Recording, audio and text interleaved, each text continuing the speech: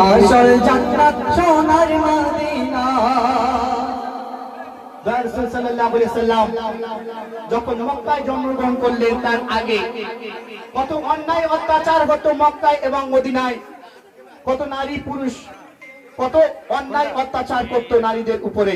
রাসূল সাল্লাল্লাহু আলাইহি সাল্লাম যখন এই পৃথিবীতে যখন মক্কায় জন্মগ্রহণ করলেন তখন রাসূল সাল্লাল্লাহু আলাইহি সাল্লাম আসার সঙ্গে সঙ্গে রহমত বর্ষিত হলো এবং সমস্ত অন্যায় থেকে সবাই বিরত হয়ে রাসূল সাল্লাল্লাহু আলাইহি সাল্লামের হাতে হাত রেখে সবাই মুসলমান হয়ে গিয়েছিল বেদিন থেকে। চলো সেই দিকে লক্ষ্য করে কবি ছন্দের মাধ্যমে লিখছে, এক সময় ছিল মদিনা পলকের ভূমি, নবীর ছোঁয়ায় হলো আরশের চেয়েও দামি, আরশের চেয়েও দামি।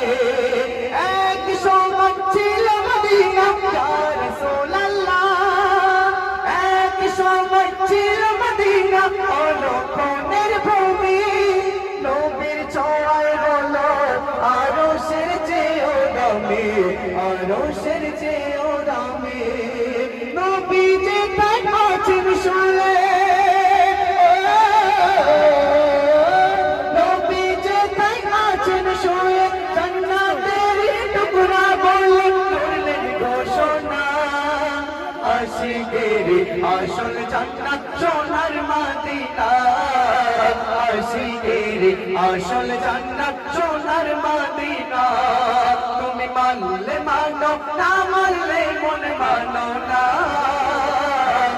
আশিকের আসল জান্নাত সোনার মদিনা, আশিকের আসল জান্নাত সোনার মদিনা।